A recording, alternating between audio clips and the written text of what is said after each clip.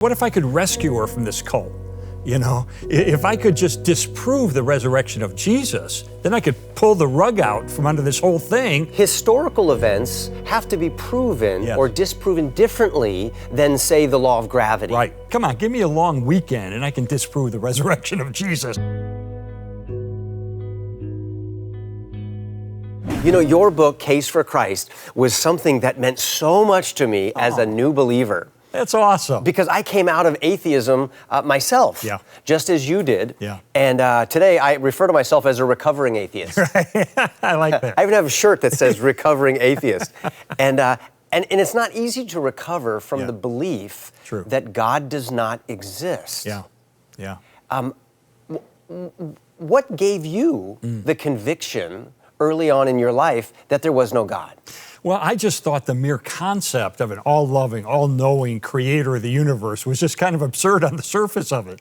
I thought the idea that God created people was probably not true, but the people created God because they're afraid of death. So they made up this idea of a supernatural being and an afterlife to make themselves feel better about dying. That's what I thought.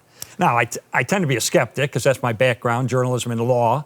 And so I think that fed into it as well. Yeah, me too. And that was my thought as a young man. My father was a school teacher. My grandparents were school teachers. I loved history. I loved math. I loved science. And so I wanted facts. I wanted evidence. And so the idea of a God seemed to me, like you said, was a crutch for allegedly weak people who couldn't answer big questions, and it made them feel better.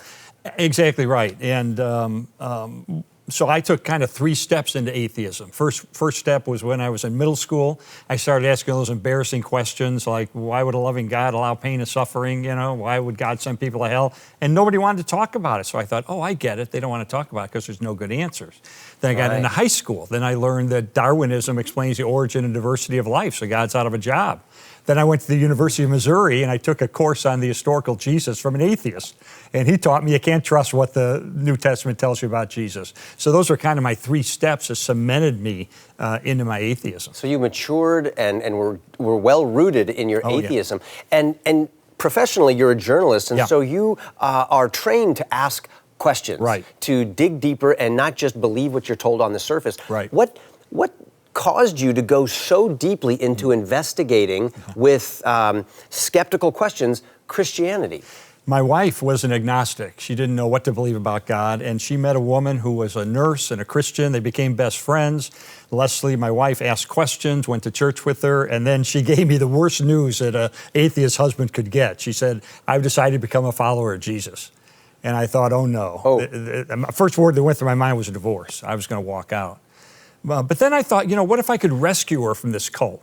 You know, if I could just disprove the resurrection of Jesus, then I could pull the rug out from under this whole thing and get my wife back and get our old life back. And so that's what prompted me to take my journalism training, my legal training, and I ended up spending 2 years of my life systematically investigating what is the historical evidence for Jesus. Or lack of it. Or lack of it, and his resurrection. Was one of your concerns also when your wife came to you and said, now I'm a follower of Jesus, that this was going to just cause all of the fun in your marriage and your life to evaporate? Exactly. Like she's going to be this holy religious person now? No, and all of a sudden, there's no more fun weekends? Yeah, I mean, I was a hedonist because I figured if there is no God, if there is no heaven, if there is no hell, if there is no judgment, if there is no ultimate accountability, the most logical way for me to live my life would be as someone who just pursued pleasure.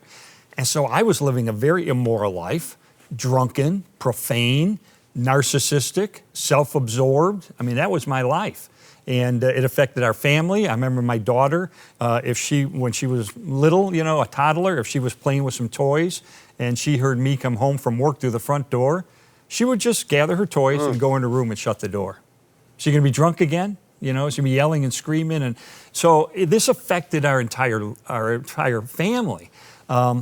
And when my wife came to faith, I began to see positive things in her values, in her character and so forth, the way she related to me and the children. And it was like looking into a mirror, and it accentuated my sin. It made me feel less than because I'm watching her and she's kind of growing in this kind of positive way. And I think, what about me? What does this mean for me? Is she going to judge me? Is she going to look down on me? Sometimes I've seen people have a spouse or a close friend come to faith, and all of a sudden there's this anger that wells up inside, almost like, like you said, are you going to judge me? Oh, you're too good for me? Are we not? You're going to places I can't go, and I'm going to be left out. This is going to change our relationship. Exactly. I thought this was going to be the end of our marriage. And so I spent, as I said, 2 years checking this stuff out, because even I, as an atheist, recognize that the resurrection is the bedrock of Christianity. The Apostle Paul said in 1 Corinthians 15, verse 17, if Christ has not been raised, your faith is futile. You're still in your sins. Now, when you were living in this sea of hedonism, were you enjoying that? I loved it. You loved it. So even though you're drunk, even though your daughter doesn't want to see you and she'd rather play with her toys, even though your wife is looking at you saying, I found something so much better, you're still loving this? Or are you sensing that she actually has discovered something that I need? Well, as she grew in her faith, and I began to see the positive impact on her values, her character, the way she related to me and the children, then I began to feel this conviction that maybe what the lifestyle I was living maybe wasn't the optimum way to live. And maybe getting drunk on the weekend, maybe I could even find a different kind of hobby that was a little more constructive and so forth. So it is true that as she grew in her devotion to Christ, it was accentuating to me my, the depth of my depravity. And I didn't want to face that. I wanted to ignore it. I wanted to paper it over. I wanted to pretend I was a great guy. But there's two ways to go there. You can either say, my wife is into something that is a fairy tale and at worst case could be dangerous. Maybe a mental illness. She's believing in things that are not true. She's hallucinating. But there's also the chance that what she believes is maybe true. I mean, for thousands of years, Christians have believed in the resurrection of Jesus Christ. So you decided to take your investigative skills and go for the jugular of Christianity. Yeah, because I was a journalist at the Chicago Tribune. I said plenty of dead bodies, and I've never seen a dead body come back to life after 3 days. So I figured, come on, give me a long weekend, and I can disprove the resurrection of Jesus. It just doesn't happen, because I was a materialist. In other words, someone who just believed all there is that what we touch and see. And there is no supernatural, there is no God, and consequently, dead bodies do not return to life. I honestly thought I could disprove it in a weekend. Now, were you settled, when you look back, were you settled on that? Or were you wanting for Christianity to be false so that you could continue in your hedonism? Or there's another option, were you secretly hoping that maybe there was a God out there that gave meaning and purpose and direction to your life? There was a push and a pull.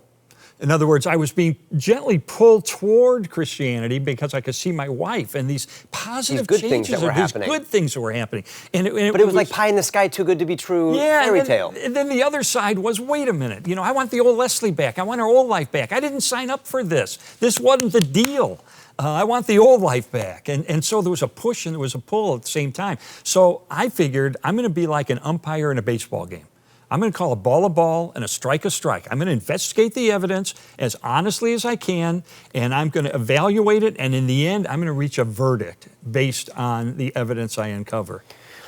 This is kind of a tall order, because what you were attempting to do is to prove that something that allegedly happened, the resurrection of Christ, thousands of years ago, actually never occurred. How do you find evidence of something that doesn't exist? Well, there are techniques you can use to investigate any ancient writing. So whether it's Josephus or Tacitus or Suetonius, you can take these same investigative techniques and apply them to the pages of the New Testament to try to determine, is it telling me the truth? So there are a lot of historical guides that you can use to try to diagnose whether or not the writer of the Gospels, for instance, is being honest when they report what they're reporting. I'll give you an example. There's a criterion called the criterion of embarrassment. What that means is, if you're reading an ancient writing and the author is saying something that hurts their own case or is embarrassing to themselves, they're probably telling the truth. Because if they're going to make it up, they wouldn't make up something that was going to hurt their own case or embarrass themselves. And so I read the Gospels, and guess who discovers the empty tomb of Jesus? Women. Well, wait a minute. In first century Jewish and Roman culture, women were not considered to be reliable purveyors of information. They generally weren't allowed to testify in a court of law. They weren't considered to be credible. And so it was embarrassing in the first century to say that a woman discovered the tomb empty. If you're going to make it up, you would have said John discovered the tomb empty, Peter discovered the tomb empty. That would have given it extra credibility. So why do the Gospels say that women discover the tomb empty when it hurts their case? And in fact, in the second century, there were opponents of Christianity who criticized it by saying, oh, you can't trust that. Women discover the tomb empty. So why did they say that?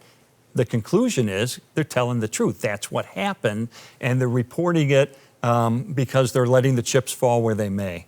That's fascinating because as a guy who appreciates science and the scientific method, I had to discover what you're saying, which is that historical events have to be proven or disproven differently than, say, the law of gravity. Right. I can't prove that Abraham Lincoln wrote the Gettysburg Address or was the 16th president of the United States in the same way that I prove the law of inertia. Right. I have to use different criteria. Exactly. And it's still scientific, Yeah. but it's a different discipline, and you're actually an expert at that kind of thing. I mean, it is. It's a different discipline, but it's equally credible and reliable. So in other words, you look at things like this document. How long was it written after the events that it's reporting on? Is it immediate or is it 200 years later? Because you can have legend grow up in the interim and color what's been eventually written down. Are these eyewitnesses? Or are these people who weren't in a position to actually see what they're reporting on? How many people are reporting on something? So there's all these things you can look at to try to say, are these ancient writings telling me what really occurred?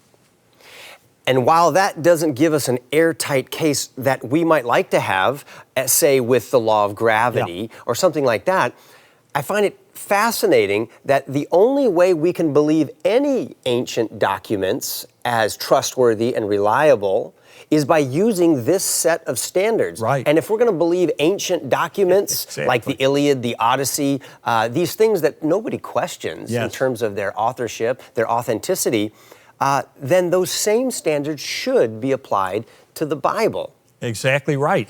For instance, most of what we believe is true about the ancient world, most of those facts are based on one source or maybe two sources. And yet, for example, we have 9 ancient sources inside and outside the New Testament confirming and corroborating the conviction of the disciples that they encountered the resurrected Jesus. That's an avalanche of historical data. Historians drool over this kind of stuff. Yeah. So we have, when you use the tests that you would use for any other ancient document, don't do anything special because it's religious issues. Let's just use the same investigative techniques. That's right. And when you do, you walk away convinced, wait a minute, this is what really happened. Lee, you set out to disprove the resurrection. Right. Because if the resurrection is false, that's the king claim of Christianity is that a man rose from the grave. Yeah, because anybody can claim to be, you could claim to be God, I could claim to be God. Yeah. And Jesus got up before a group and he says, I and the Father are one. And the word in Greek there for one is not masculine, it's neuter, which means Jesus was not saying I and the Father are the same person. He was saying I and the Father are the same thing. We're one in nature, we're one in essence. And the audience understood who he was saying because they said, you're just a man, you're claiming to be God. So Jesus claimed to be God, but so what? Anybody can do that. But if Jesus claimed to be God, died, and then 3 days later rose from the dead, that's pretty good evidence he's telling the truth, right? Yeah. And not only that, I've read in your books like The Case for Christ and others that it wasn't just the biographies of Jesus written by his disciples and those inside the Bible, but accounts of Jesus' life written by those outside the Bible who were not fans of Christianity. There are actually 110 facts about the life, teachings, miracles, death, and resurrection of Jesus in ancient sources outside the Bible, documented by the historian Dr. Gary Habermas in his book, The Verdict of History. And so he goes through all these are references to Jesus in documents that are not part of what we would consider to be Holy Scripture.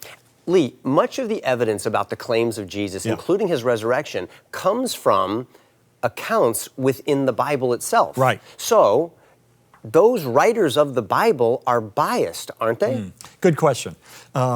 For me, when I investigated as a skeptic, as an atheist, the ancient evidence for Jesus and his resurrection, I did not give the Bible any special credence. I didn't consider it to be inerrant, inspired, the Word of God. I do now, but I was a skeptic then. But I had to accept the pages of the New Testament for what it undeniably is, which is a set of ancient historical writings. And just as you can investigate any ancient writing, you can take those same investigative techniques and apply them to those pages to try to determine, is it telling me the truth? Now, the question of whether or not the authors are biased, well, anybody who reaches a conclusion based on their experience and what they see and what they know to be true is going to have a point of view. And but we can look at sources that go beyond the Bible, and we can see confirmation of many of the key and salient points about the life teachings, miracles, death, and resurrection of Jesus.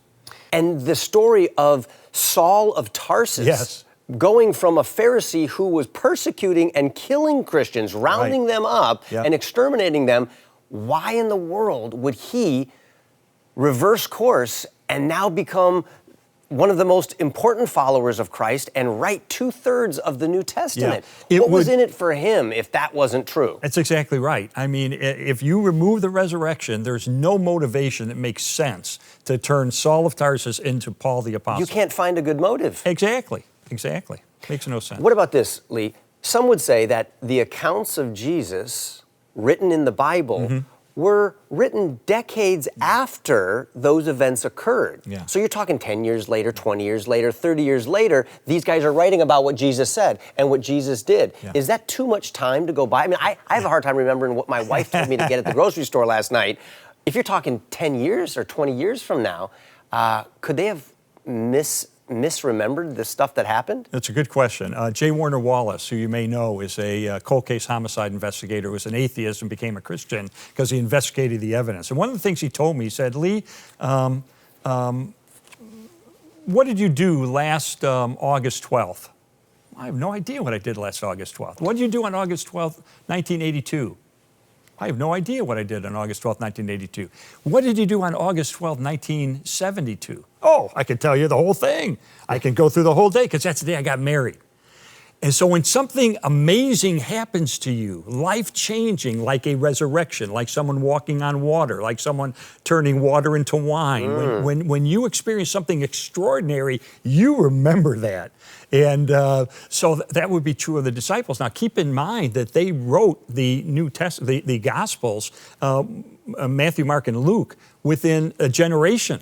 And A.N. Sherwin White, the famous historian, said that the passage of 2 generations of time is not even enough for legend to grow up and wipe out a solid core of historical truth. So this is within the parameters of being reliable, historically speaking. But here's the kicker, and this is what, more than anything else, brought me to faith. We have some information preserved for us that can be dated back so early you cannot write it off as being a legend. Because we know the Apostle Paul was Saul of Tarsus, a persecutor of Christians. 1 to 3 years after the death of Jesus, he's on the road to Damascus. He has this encounter with the risen Jesus. He becomes the Apostle Paul. Immediately, he goes into Damascus, and he meets some apostles. Many people believe this is when he was given a creed, an eyewitness-based creed of the early church that he later sent to the church in Corinth. Other people say it was 3 years later when he went to Jerusalem and he met with 2 eyewitnesses, Peter and James, who were named in this creed as eyewitnesses to the resurrected Jesus. But either way, this means within 1 to 6 years after the death of Jesus, a report about the resurrection was already in existence. The beliefs that make that up go back even earlier. So in other words, we have preserved for us in 1 Corinthians 15, starting at verse 3, a creed, an eyewitness-based creed of the earliest Christians. Right there in the first century, it says that Jesus died. Why? For our sins. He was buried. On the 3rd day, he rose from the dead. And then it mentions the specific names of eyewitnesses and groups of eyewitnesses to whom he appeared. we can date that creed back to within months of the death of Jesus. One of the great historians, James D.G. Dunn, said, this creed, we can be entirely confident, was formulated as a creed within months of the death of Jesus. So there's no huge time gap between the death of Jesus and the later development of a legend that he rose from the dead. We got a news flash, goes right back to the beginning. There have been claims of other Jewish men identifying as the Messiah. Yes. As several. the coming of the promised one, the anointed one. Right. There are people through history who've made the claim that they are the Messiah. Nobody except Jesus, though, fulfills the ancient prophecies that Jesus fulfilled. Prophecies that included things like how he would be born of a virgin, his ancestry, how he would die, the time frame in which he would die, things that only he could fulfill. In fact, if Jesus is not the Messiah, there will never be a Messiah, because nobody can go back and fulfill things that needed to be fulfilled before the destruction of the temple in 70 A.D. There were certain prophecies that had to be fulfilled before then. There had to be a return to the temple by the Messiah. And that can't happen today. So if Jesus isn't the Messiah, there never will be a Messiah.